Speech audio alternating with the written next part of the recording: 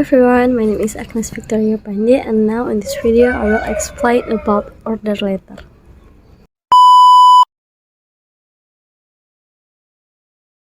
Definition of order letter. A request for a quote is a letter from a prospective buyer to a seller requesting a quote. A request for quotation is necessary in formal trade which demands formalized procedures in writing. A large company as a seller, for example, does not simply serve a request for a quote over the phone. A request for quotation is often the first stage in the process of a business transaction. And now, part of letters. First, subject. Subject is your order letter should start with a subject line. This section should feature in the top middle section of your letter. This portion should be descriptive enough such that the recipient will know what you're ordering by reading the subject line. For example, it can read order for 10 counter book. And the second, salutation. Use the appropriate greeting for the seller. If you know their name, include their second name in this section. For example, Dear Mr.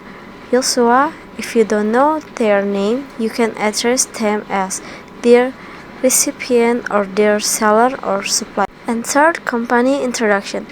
If it's your first time you're contacting the seller, you can share brief information about your company and your future aspiration. These details may be useful especially if you want to develop a lasting business relationship with the seller. In short, you're introducing your business to the supplier. Fourth, order details. In this section, you highlight all the details about what you're ordering. Make sure the information in this section is clear and accurate. Indicate the type of product you're ordering, the model, size, color, quantity. If you're ordering different items, you can use a table or paragraph to make sure the information is clear. 5. How to pay. After highlighting the item you require, it's essential to provide information on how you pay for the goods or service. If you already paid, you should also include this information in the letter. For example, you can pay via check, credit card, or money transfer. Shipping. Indicate how you like the merchandise to be shipped to your preferred destination.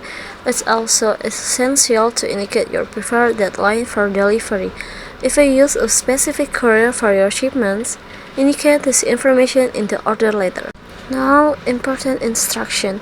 This section should feature any relevant information about your contract with your seller if you have any business agreement. And feature business relationship. Under regular business operation, a seller pays more attention to orders from their existing customer. If you want to establish a robust business relationship with the supplier, it's vital to share these sentiments with them. And contacts. As you close the order letter, share your contact details. This is crucial since the seller might want to contact you to get the clarification about the order. Share your phone numbers and email address. And the last, letter closing. An order letter is a formal business document. You should close the letter formally. Official closing you can use for the letter include sincerely, respectfully, regards, kind regards, yours sincerely, best regards. After the closing include your full names, signature, designation, and common name. And now the function of an order letter. And first, the goods requisition document. The first function of this letter will be a request for goods document. This function is seen from the consumer side. If there is no letter of this kind, it will be difficult for consumer to order or buy goods, especially if the purchase is with a large enough capacity. This document will make it easier for consumers to request and purchase goods without the need to be complicated. And the second, the guidelines for delivery of goods. This letter can also be used as a guideline in sending goods. For companies, shipping goods will often feel difficult and confusing.